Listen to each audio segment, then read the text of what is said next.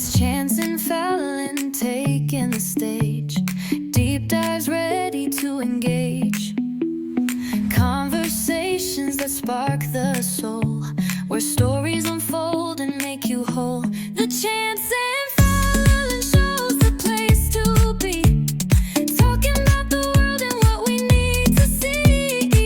Tune in now, don't miss a beat. Articulation Media's got you on your feet.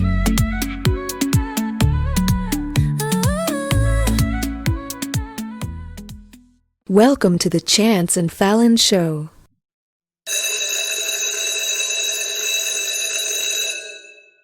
Welcome back to the Deep Dive. Today we are focusing our lens on a really exciting new release from Goddess Sage, the holiday project, Holidays with You.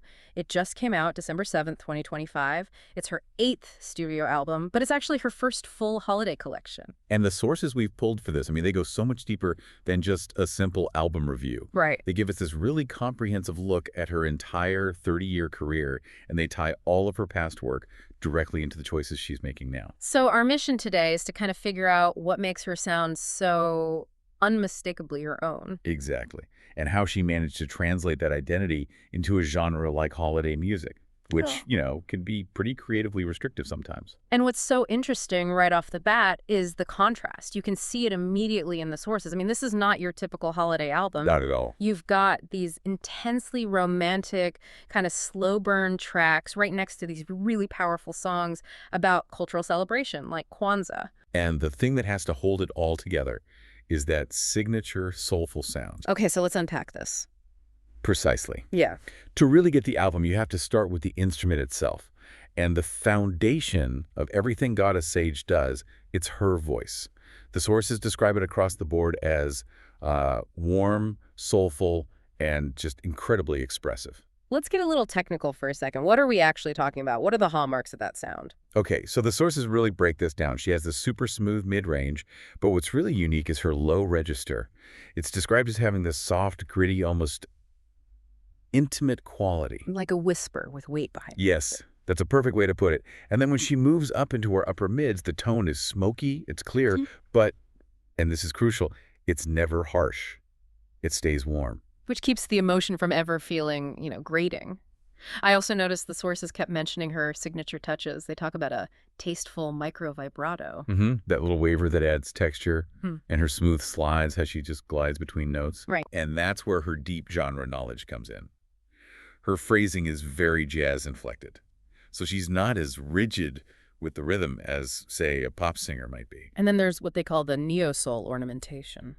The runs, the flourishes, the stuff that really defines modern R&B storytelling. But for her, they're not just tricks. They're like little emotional footnotes. They just prove how authentic she is. It's that blend that makes her career so fascinating. She can shift genres so dramatically, but, like the sources say, that vocal signature is always there. Let's look at her legacy for a second. Her big breakthrough was in the late 90s with Freedom Found. And that sound was just raw, courageous. A classic soul voice for the R&B scene. But then you fast forward to around 2013 with albums like Eros Emancipated, and she's just gliding between polished soul and traditional jazz. That's when you knew her versatility was no accident. What I find fascinating, though, is her willingness to do projects that weren't even about her voice. The sources mention an instrumental album, Earthbirth. Oh, yeah. Brilliant mood creation. She proved she could compose, not just sing. And that leads to what the sources call her practical artistry, the children's album, Live It Up, Baby. Which is just genius. I mean, It wasn't just cute songs. It was a 16-track album designed to teach kids their daily routines. Washing hands, brushing teeth. Right. Not crossing the street alone. She's thinking about what her audience actually needs in their lives. And then there's the Gospel Project. The way she handled that was so smart. Unbelievably smart. She knew the gospel audience is segmented. Some want traditional, some want contemporary. So instead of mashing it all together, she split it. A worship EP for the traditionalists and a praise EP for everyone who wanted that R&B gospel rap sound. That is just pure strategic thinking. It respects both audiences. And that's why the sources just dismiss any of the AI skepticism around her production. Her voice is too nuanced, too known by her fans to ever be replicated. Exactly. AI can, enhance production, maybe, but it can't duplicate decades of emotional weight and technical identity. She doesn't need to steal a voice. She is a voice. So now that we've established that singular voice, that legacy, we can really dig into Holidays with You. Yes. And that legacy is what makes her themes on this album so powerful.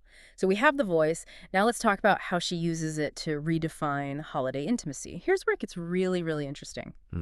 Because the album is so much less about, snowflakes and reindeer and so much more about the intense, sensual connection between two people. The sources call it the slow burn aesthetic. It's this central metaphor you see in tracks like Winter Slow Burn and Every Day is a Holiday with You. It's this idea of finding heat beneath the snow. Exactly. She's not fighting the cold, she's transforming it. She's turning frost into honey. It's so sensory. She sings about how a cold December feels like summer when she's wrapped around her partner's soul. It's all about that inversion, cold world outside, scorching world inside. And the details are what sell it. She sings about cinnamon on your whisper, or her partner's breath being a rhythm that's hiding deep beneath the snow. The outside world just ceases to matter. Because her partner's touch is described as a steady fire. The real insight here is how she turns that anti-consumerist message into this deep appreciation for touch and breath as the real currency of the season. And that intimate focus takes us to a much more assertive track, Panther in the Holiday Mood. This one has a really rebellious, sensual side. Oh yeah. The sources zero in on phrases like holiday heat, where she calls herself a Panther Queen proud in Mississippi midnight, smooth and clean. This feels like where the album really redefines the whole holiday thing. It's an active rejection of the norms. She sings something like, no Santa sleigh, no jingle bells, we light it up ourselves. It's an assertion of agency. She says her partner rewrites the rhythm and makes new rules, and she calls herself a troubleshaker. It's almost an anti-holiday song disguised as this incredible love song. She's taking control of the narrative. The holiday isn't something that happens to them. It's something they build themselves out of their own desire. And that rejection of the external stuff is clearest on the track, Presence Over Presence. I mean, that title says it all, doesn't it? It gets right to the point. The lyric is, if you could wrap the world in ribbons, I'd still choose your touch.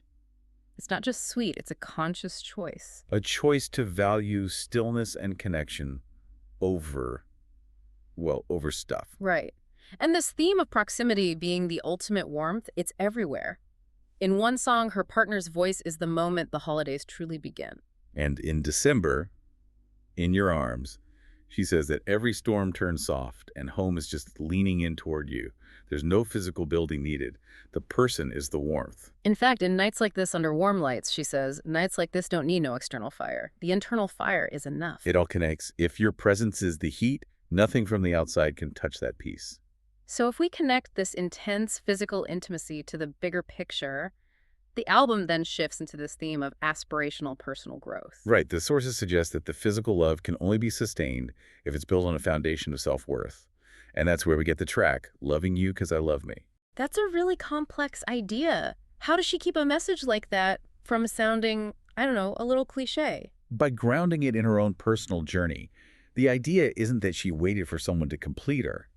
It's that she found her own worth first, in the quiet mornings, as she puts it. She learned to love the woman she became. So the relationship is a reflection of that internal work. The result is, loving you feels like loving me, because she chose herself first. Which describes a truly healthy dynamic. It's not about finding a missing half. Exactly. She says, healthy hearts beat in harmony. And this is key. Your arms don't cage me, they lift me higher. The love sets them free. Two whole hearts, no missing piece. The sources see this as a really mature adult vision of what holiday romance can be. It's not a crutch, it's an accelerant. And while most of the album lives in that very intimate romantic space, she still makes room for cultural unity with Kwanzaa firelight. Which is such a necessary counterpoint to all that romantic heat we were just talking about. It's powerful. It shifts the perspective from just the two of them to the entire community. The imagery is so communal. 7 flames in unity. Joy in the circle. And the legacy of love from elders to youth. And it anchors the album in specific principles. It's about celebrating truth, building community, having purpose, and Imani, which of course is faith. It just shows her range.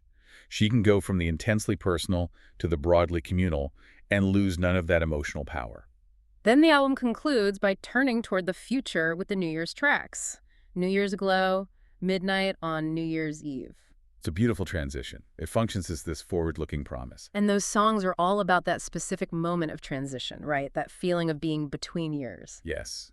Slow dancing, champagne in the skyline, feeling the future in a heartbeat. The whole section builds toward that literal countdown. 5, 4, 3. And the most profound shift is in New Year's Glow, where she sings that every resolution fades when you hold on too tight. But the partner is the promise every single night. Yeah. She's dismissing those fleeting, self-imposed goals for the reliability of the relationship. The moment is sealed with that kiss under the mistletoe, and they realize they're already home, which, as we said, is just leaning in toward each other. So what does this all mean for you, the listener? Our deep dive shows that Goddess Sage's Holidays with You is, well, it's way more than just seasonal background music. It's an expressive, emotionally rich collection that uses the winter holiday season to explore these deep, really mature themes of self-worth, sensual love, and cultural celebration. And the promise of new beginnings. It gives you that classic warmth you want from a holiday album, but it's delivered with her signature neo-soul confidence and a modern thematic depth. It's an artist at her peak, really. If you're looking for that blend of depth and fire, the project was produced by the Artist Review and released with help from bepublished.org, and you can stream the tracks 24/7 on youtube.com/published. And this all leads to a final thought for you to sort of mull over. The sources describe Goddess Sage as a quintessential artist, because she seems to do everything well, from gospel to children's music to this intense neo-soul.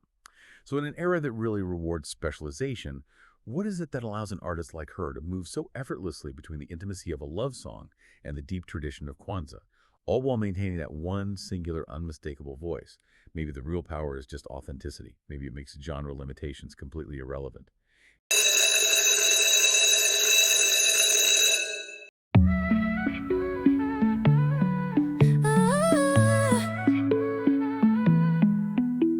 It's chance